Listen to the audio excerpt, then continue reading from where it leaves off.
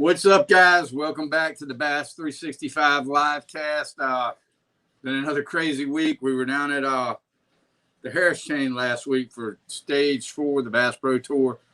Pretty awesome. A lot of big fish caught. Ott Defoe got it done again.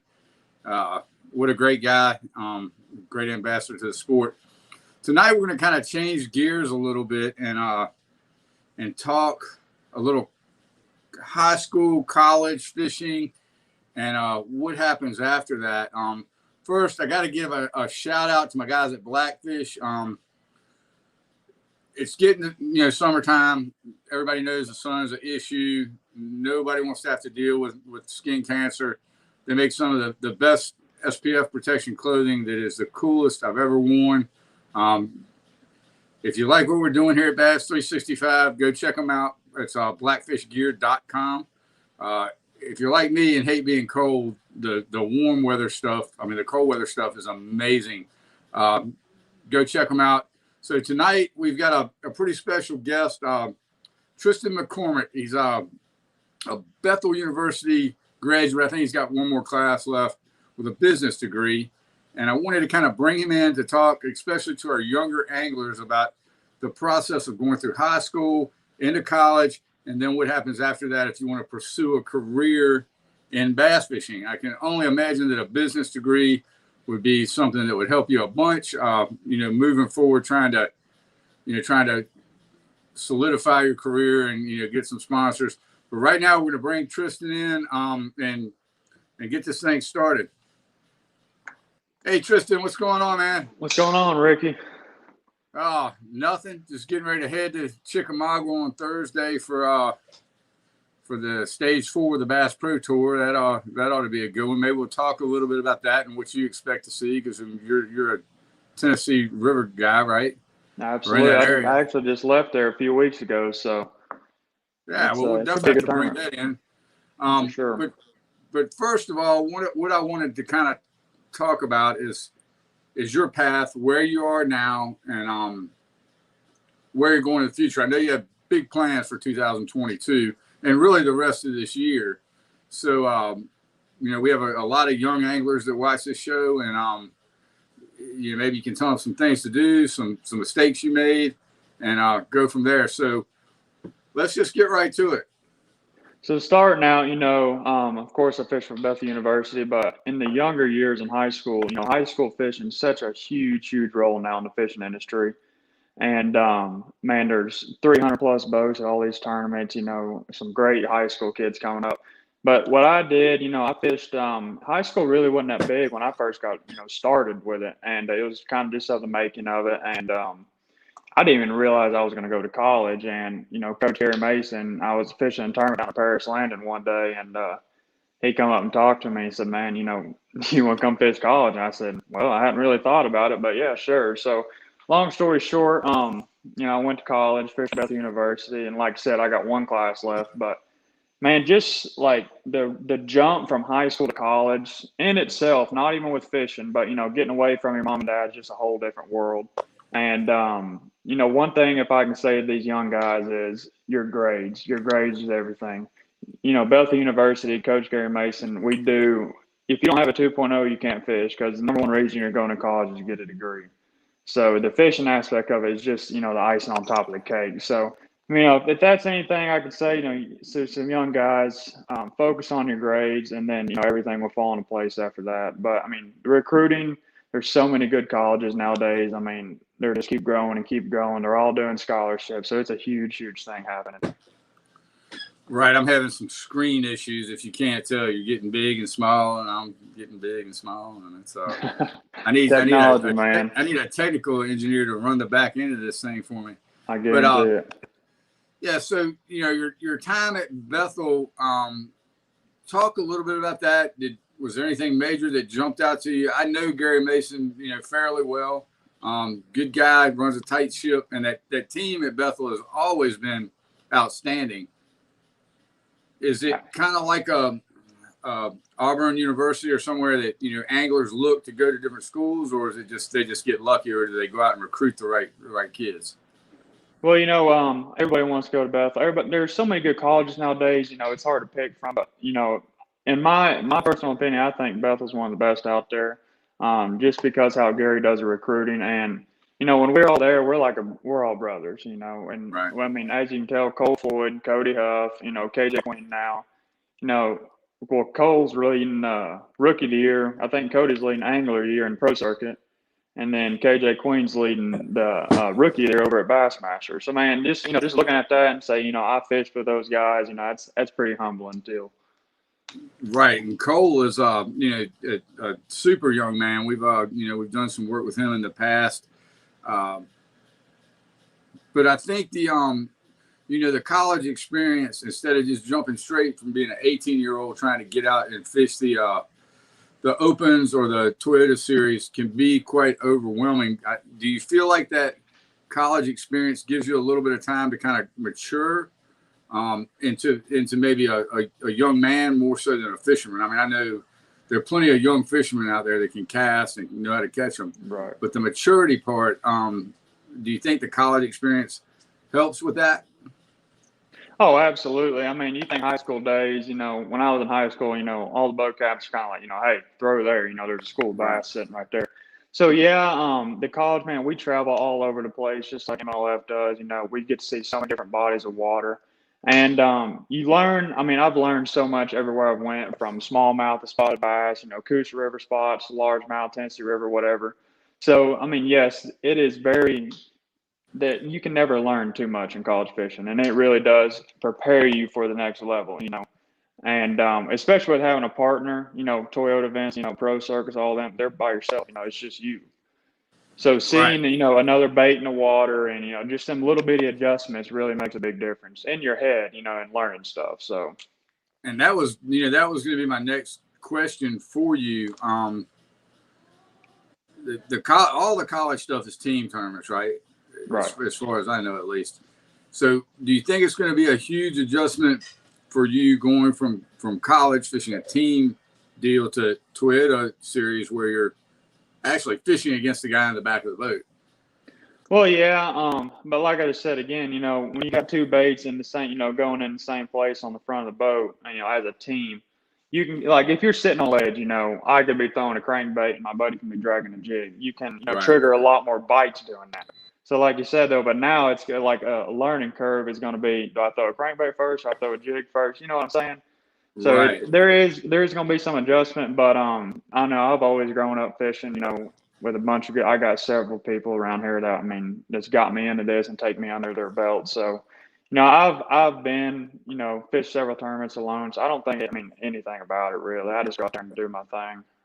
Right. Now, I know your reputation definitely precedes you. We've got a few mutual friends that speak really highly of you. So I think you're exactly right in that change. You fished enough where that change really won't affect you, other than Right. The guy casting over your head and maybe catching one or something like that. Yeah, hitting in the back of the head or something. That's the one advice I could give you from being around this for so long is you need to be in control. You need to understand that you're in control and they're just fishing with you, right? I've seen that affect some people before that in a negative way. So moving forward, what are your plans for the rest of 2021 and moving into 2022? For the rest of this year, I'm actually going to go down and fish. I got to go down to the Bassmaster Classic next week. I'm actually going to fish in the College Classic, so I will be able to weigh in at the Bassmaster Classic. So I'm really looking forward to that. That'll be really cool deal. Kind of a dream come true walking across the stage. So I'm looking forward to that. And then I have the Bassmaster National Championship College up in August at St. Lawrence River. Right. And then I have I'm gonna fish all three of the Northerns in the Toyota Series, so Champlain, St. Lawrence, Potomac River. Right. I'll be at the Classic too, so we'll have to hang out. Absolutely. Is Kazi going? Do you know? I'm sure he is. Right. I don't know, man. There's no telling Kazi. You know how he is. That's right, John Kazi. If you don't know him, he's really involved with Blazer Boats, Jayco Marine, and he owns Kazi Angler Management, which we'll get to that in a little bit. But right now, while we're kind of on the fishing thing, the Chickamauga tournament coming up next week starts Friday for the Bass Pro Tour. Yep. Do you think it'll be one deep or shallow? Man, I was there 2 or 3 weeks ago, and when I was there, the fish were wanting to go out deep. There's a few main river schools, but a lot of the places I was catching them was secondary stuff. Secondary ledges, and they hadn't quite made that transition yet. And I don't know about you guys. I think everywhere it's at least a month behind from what it should be. Right. Is that because of weather or because of COVID? I think because, well, yeah, both really. But no, I mean, everything is behind, man. And last year it was kind of the same way too. Everything started happening late. The fish moved out later.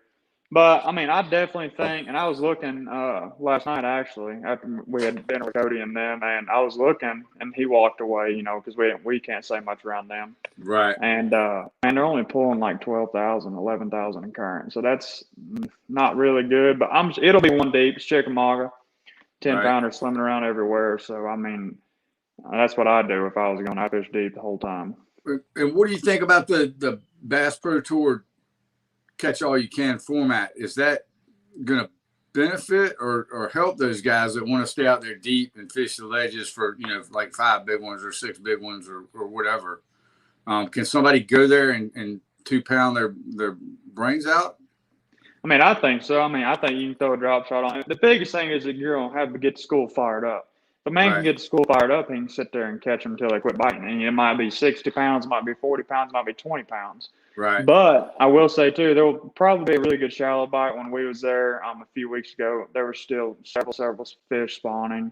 So I can see a guy, your Ott Defoes, your David Dudley's going around throwing a wacky rig and catching 100 pounds, whatever it's going to be. I mean, I wouldn't doubt me one bit. So I mean, I feel like guys are going to catch them out in between secondary, main river, up in 2 inches of water. I think it could be one anywhere.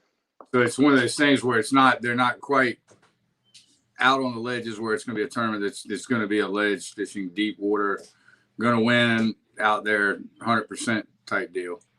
Right. Well, I mean, I'm sure. I think it will be one out there. I mean, I could be totally wrong. You know what happened last time they went there, so I don't know. Like when I was there, the schools weren't very big. They were 20, 30 fish schools, and I was expecting to see 60, 70, 80, 100 fish schools, even on community holes. And there was only 20, 30 fish on them community holes. So that told me, there was not out at all. So while we're on that part of it, finding the schools deep, obviously you're using your electronics. What do you use, and how do you approach something like that? So I'm running 2 HDS Live 12s. And I'm running 2 Helix 12s. I'm a 16. I'm running a Mega 360 imaging at the trolling motor and a active target on a Lowrance HDS Live 16 and 2 12s at the back. So, I'm utilizing 2 different brands. In my personal opinion, I think, you see everybody doing it. You see Wheeler doing it. A lot of guys are doing it, and you can benefit. Every unit serves a different purpose, whether it's mapping, side imaging, down imaging. But for me, I grew up in the technology world of, the fish and all the big electronics, all this new stuff happening. And I don't know, man, I kind of wish I didn't, because like in my head, it's like a confidence thing for me. If I don't see them, or if I don't know I'm casting at 5 bass, 10 bass, 20 bass, I kind of lose a lot of confidence. So, I mean, that's one thing I could see where it kind of, you know what I mean? Because why would you waste your time if you're not throwing out bass? Bro, I'm thinking they need to go back to flashers only. Have you ever used a flasher? No, never even seen one. Never even seen one work or nothing. So, but no, wow. I agree. I mean, all this technology, everyone's got it. Everyone uses it. Everyone benefits from it, and that's what I was thinking earlier too. The same. You can have 2 different guys out there. Same electronics, same everything. And one guy's going to excel over the other because he's going to try something that the other guy's not trying. And that's the thing. Like with the electronics, you can see them, but you still got to catch them. You still got to trigger that bite, and that's kind of where it comes into play, I think. Yeah, I think it's like anything else. Just because you have it doesn't necessarily mean you know how to use it. I think that happens a lot with guys that get overwhelmed with the technology part of it and kind of forget about the fishing part of it, which is, it's a pretty daggone big part. Do you feel that the electronics, do you think that's taking more guys off the bank, maybe opening up some opportunities for these bank fishermen? I do, but this is another thing too. You always got your John Cox and all these Right. guys that 20, 30, 40 years ago, everybody fished the bank. Right. Well, now you have like 4 or 5 guys, and they got the whole place to themselves because everybody's out there trying to find a magical school, this and that's what I'm gonna say is gonna happen at Chick too, because David Dudley, John Cox, all them guys, they'll have the whole bank to themselves. I mean, so There's they're gonna another go guy, run. I think his name's Andy Morgan, that's pretty good up shallow like that too, right? Yeah, we was talking about that last night, man. Andy's probably gonna catch him. I guarantee it. He's about due to put a beat down on somebody too, Yeah, honestly. well, they won last time he went there, or they went there. I'm pretty sure. Yeah, I think so. He won a FLW or something there a few years ago. I don't remember what he did now. I don't even remember who won the last time they were there. It may have been him for all I know. But I think the technology age is definitely something that needs to be embraced. But again, you can't get carried away with it. I know when we were at Heavy Hitters, we ran down the lake to get some on the water photos, and it looked like everybody was drop shotting, but they were fishing brush piles in like 6, 7, 8 foot of water, and they were watching the brush piles to see where the fish were set up on the piles in order to just make like one cast. Yeah. Instead of like we used to have to do, just cast around till you land hit on them. Yeah, till you right. hit it. So we're saying it could be one deep, it could be one shallow. I'm going to go out on a limb and say it's going to be one shallow, just because I think that everybody's looking at those schools, and I kind of agree with you. Everything's a little bit behind, and I think it'll be one shallow. Maybe a guy with a wacky worm. Yeah, but there'll be a lot of guys catch them deep too. I mean, if a guy's probably going to win mixing a little bit of both, Right. Because like when we was there, the best bite on the ledges, because they were pulling hardly any current, was the first hour. And you could pull up and catch them. Then I could literally watch them swim off. They'd all leave. Really? I could watch them on my 360. They'd swim off, and that'd be the end of it. Then you have to go to another school. So well, Dad, you ought to come down this week and take me out and show me what's going on. I'd like to see it. We don't have to fish. I just like to see it. Yeah, for sure. Get an education. So, Tristan, I know you got some big plans as far as travel. Let's kind of talk about that and how you're going to deal with it and adjust to it. And then I've got some questions, that I want to ask you a little bit later on after you give us your take on it. So traveling, a little life story just for a second. I grew up riding horses, team pen and ranch sorting, and my mom and dad, we lived on the road. We was gone. I mean, by the time I was 9 years old, I've been to like 41 or 42 states. So rode in Calgary Stampede, but end of story. But I've always traveled and I've lived on the road. So, I mean, I love driving. A lot of people hate driving. I love driving down the interstate and seeing. It's funny because every time I go down the interstate, I can, you can remember, like, I stopped at that gas station one time. I was at that. Right. It's pretty, what I mean? It's pretty cool. I know exactly what you mean. It don't ever get old to me, but man, I've been blessed. I actually just got a Lance camper. So that's going to be a huge deal for me. And got everything. I got my home right there on wheels, so I can pull in campgrounds, pull into Walmart, sleep at night, truck stops, whatever. So I'm super. I actually used that at Chick, so that was the first time I got to use it. So I'm super excited about that, and it's gonna be awesome. I'm excited. Yeah, so you're not at all concerned about traveling all those miles by yourself, at 23 years old. Nope. How about your parents? Is there any concern there? I would be worried to death. I'm just telling you, I'd be worried to death. Man, I can remember we had like a 45-foot horse trailer and a big semi, and I remember driving that sucker at 19 years old in my dad's lap, just sitting driving down the road. So, I mean, they ain't worried about it. They trust me, and I've been super blessed just to grow up and be able to travel and go look at God's creation about it. So that's pretty cool. That's right. Is there a Toyota Northern that you're most excited about? Potomac River. Have you got any experience on the Potomac? I actually lost a was it FLW at the time, FLW College National Championship. I lost about 3 ounces, and oh wow, yeah, me and that place, we got a little making up to do. So, but I love. I mean, when we went there for that national championship, it was the first time I've ever been there. And I know the title deal scared me, because you Right. can catch them on something and then come back 2 hours later and it's dry ground. So in practice, I rode around and I just kind of looked at everything, used my electronics, kind of see what the water depth was. And when I caught a fish, I drop a waypoint. Right. And say I caught 5 fish first day of practice. So I went back to the hotel, opened up my graph, and wrote down on a piece of paper what time I caught it. And I pulled up the tide app on my phone, and I wrote down underneath each waypoint what the tide level was. So I knew when to be there, and when I couldn't be there, and when I think I could catch them there. So I mean, I put a lot of thought into it, and I think that's something a lot of guys didn't do. I mean, I just thought that was smart to do, but I mean, I could have been just totally lucky about the Yeah, whole no, deal. absolutely. Because you're 100% right that tide, 30 minutes can make a huge difference one way or Oh, the other. absolutely. And Whether the you get a wind and bite or you don't everything. get a bite. Yeah. What boat are you running? I have a Blazer 650 Pro Tour. With a Mercury on it? Mercury. Yep. 250. So I absolutely love that boat, man.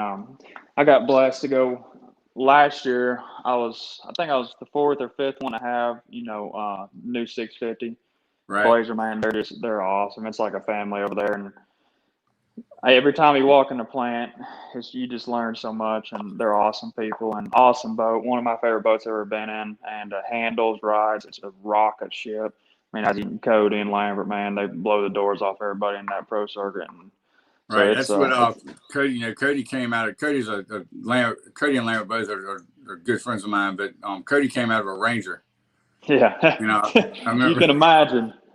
the first day he drove it. He called me up and he was like, "Man, I've never been in a boat this fast."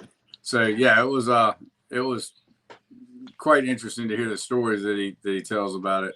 Yeah, and that's a cool thing too. Having a relationship with them guys, like I do, and I could call them up at any time, and we talk just like best friends, and it's and a special bit of working within the Blazer side of it, man. That's it's pretty cool. Right. You got a couple. I don't know if you can see the comments or not, but Brian Choate said you're looking good, and I guess Lisa McCormack said you're on fire. Guys, if you want to start dropping some questions on here, especially younger guys, I'd love to get y'all involved to talk to Tristan and get his thoughts on what you're doing, and if he can share any tips on how to help you get better at it. Let's talk a little bit about the business part of it, because that's the part that is overlooked by so many people. What are your thoughts on that? Is it important to you? Absolutely. So we talked about cause anger management, so we'll hit on that for a second. So cause anger management, it's kind of he kind of goes out and helps us with sponsorships, and he's the brains behind all the operation, basically. So, I mean, that's the biggest thing in today's world. And I learned this from Cody and Lambert and a bunch of guys, Zach Burge and all them, that it's hard to go into a tournament or into the year saying, I need to cut checks here, here, and here, and here to survive. It's impossible. You won't ever do it. I agree with you. Yeah, and that's when, your sponsorships, the money, that's when everything comes into play, where you can go out there and fish freely, not have to worry about, hey, I got to cut a check or I ain't going to make a house payment, or That's what, right. I ain't going to have enough gas to get home. So it is, that's a huge thing. And man, we can talk about sponsorships all night long. They're all different. There's money in all of them. So, it is a huge, huge role though, for sure. And not just in the money, but, having a boat, having tackle, having rods and reels, electronics, anything. So, it's everything really. Peyton Perkins wants to know, where do we get that McCormack merch at? So I actually just dropped some merch, and been pretty. That's always been a dream of mine. So I got shirts and hats, and if you guys want anything, you can go over to my page, and it'll show you how to get on there and get some. So pretty awesome. Let's see here. All right, we'll get to some. I promise you, we'll get to all these questions, but I got some more stuff that we probably need to touch on the sponsorship side of it before we get into this too heavily. Let's talk about social media. And I apologize before I got on here. I didn't refresh my memory on your numbers, but how important is that, do you feel, to sponsorship? Um, it's huge. It's probably one of the biggest roles, and you know, in my opinion, a sponsorship, a company, you going out there and doing good in tournament is just, icing on the cake. But you putting in the time to either go work a show for them, and you putting in the time to do a certain amount of posts a month, a certain amount of posts a week, that's what they want. Because you're trying to grow their name. Right. So, I mean, that's a huge, huge role. And like I said, just doing good in the tournament, and, of course, your boat wrap, everything looks good, but it's a huge, huge deal. Social media is everything, because no one can live without social media nowadays. Right. And I mean, what I tell my kids all the time, I've got a couple that fish, a couple that play softball, is how you carry yourself when you think people aren't watching is so important. Because that's when that sponsor will be sitting over there in the corner and see you acting a fool in a 7-Eleven or, a Wawa or somewhere like that. And I think for somebody that's really serious about it, it's not that much of a challenge. But do you feel the way you carry yourself all the time matters? Oh, absolutely. Because you never know who you're going to meet. That's You right. can walk into a gas station, and some old guy come up and say, get in a fight, start cussing them out. And the guy right there behind you is like, he's the head guy at Lure Lock or whatever. And he's like, yeah, that's Tristan McCormack right there. I know him, but he don't know me. You That's know right. what I mean? So That's you right. never That's know. exactly right. And as And I much as think we travel, they're everywhere. I think it's hard for a younger person to kind of get that all the time. That it's always somebody watching. It's kind of like your mom and dad. You never know where they're going to show up. If you ruin your name, that's the end of it. That's right. It's really hard to get it back. So yeah, I think we're definitely on the same page with that. I think the social media stuff is huge, but you can't let it get you distracted. Like if somebody makes a comment you don't like, you just need to be quiet and roll with it. That's today's world. That's keyboard warriors. You're always going to have it, and that's another thing for younger kids. I mean, if you do good in the tournament, someone's probably going to accuse you of cheating. So, I mean, it's just because they're jealous. I mean, that's all it is jealousy.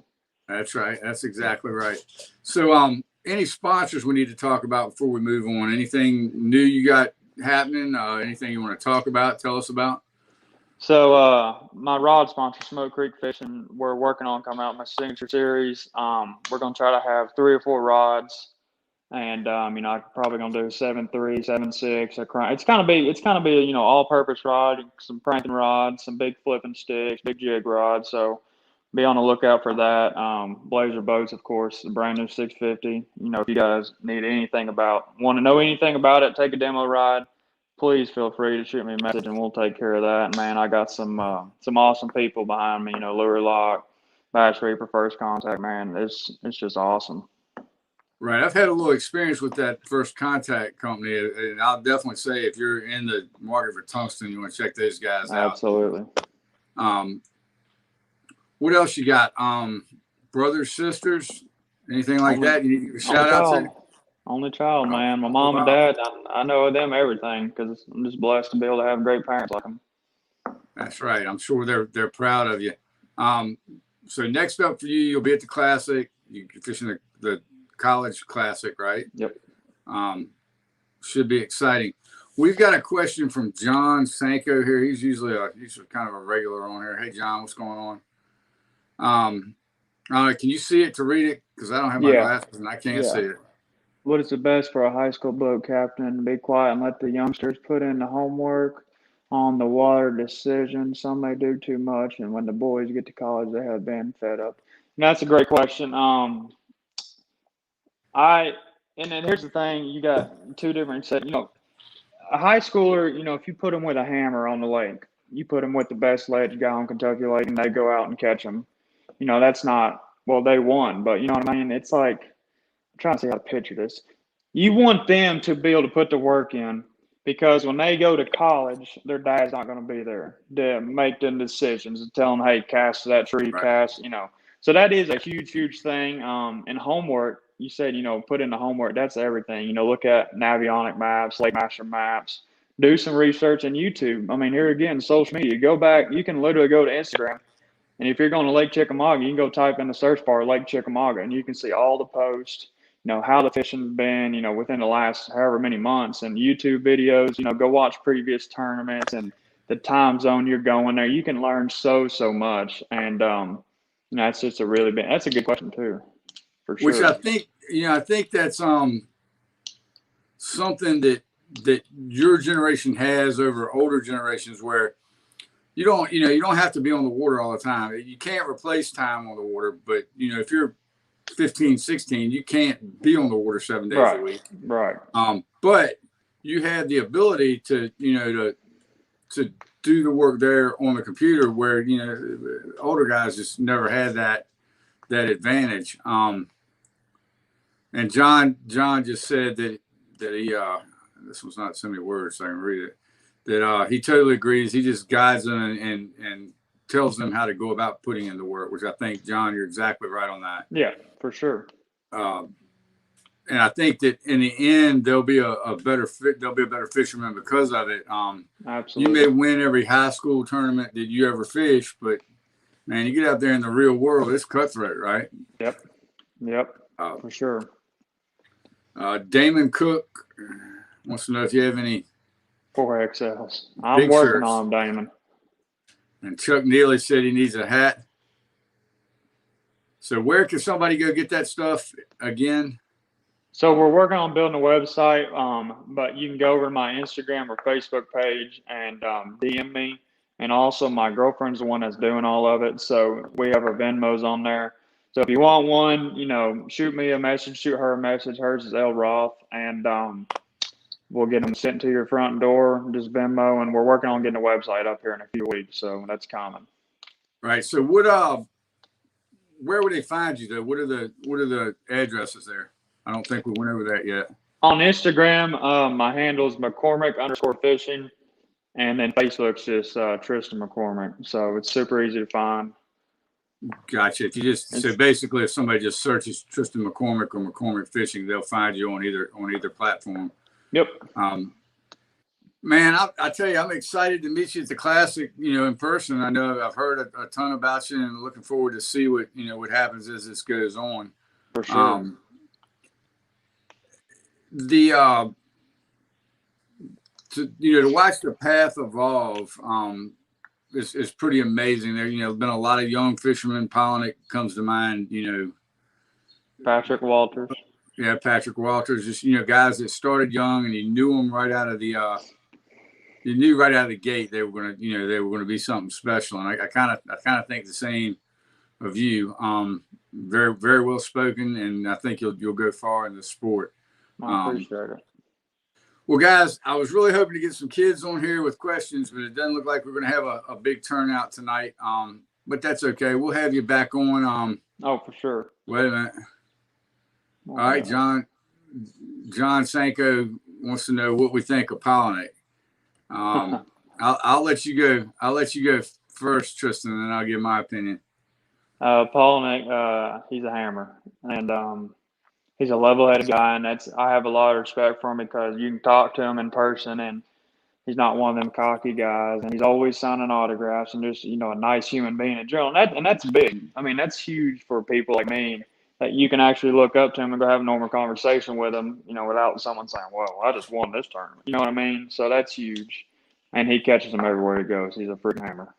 Well, I don't really need to say any more other than he's an awesome young man, a hell of a fisherman, and like you said, he's approachable regardless of the situation. I've known Brandon for a long time, since he started, and he's grown as a fisherman, but it's kind of the same person that he's been since the beginning. We're gonna get him on here. I think he's on vacation right now, but we're gonna get him on here after winning the Northern Open. And I think we're gonna have him and my son on, because my son finished second. That's awesome. They're buddies, and I mean, it was so awesome to watch those two together. They've been friends for a long time, and it was just really cool. Couldn't have lined out no better. Nah, well, we could have, but So John Sanko, and I'm not familiar with exactly what he's talking about here. You may know his triangle for narrowing down water. He saw a Polnick's theory for using a triangle to narrow down water. I'm not really familiar with it, John. I can check it out and let you know, though. Unless you know, Tristan, I'm not familiar with it. No, I don't know, but I mean, it might be something, with just breaking down a certain section of water or picking a triangle, and I can see that. I'm just talking out loud here. That's kind of what I do, but I just pick down a certain area of the lake, so you're not running 60 miles up and down the lake trying to chase a bite when you can just pick out that one area and practice, and then go expand on it throughout the tournament. That's right. So I'm gonna make myself a note, and I'm gonna get some more information on it. Maybe we'll have a show with Polnick on that, for sure. How about let's just touch on this real quick now that John brought it up. How do you go when you go to a new body of water, which next year you'll be, or even this year you may be seeing some bodies that you've never seen before, and you put the boat in the water? How do you go about approaching it when you first put the boat in the water? First thing I do, I put the boat in the water. I don't even touch a rod. I have no rods on the deck. I ride around and look at a lot of stuff, stop, scan some stuff, use my electronics. And like when I go up north, I've never been there, never seen the smallmouth, never seen St. Lawrence, Champlain. So I'm super excited about going up there and learning that. And everybody knows forward-facing sonar will be huge up there. So if you actually spend the time and find those little bitty rock piles and little bitty boulders, it could be huge.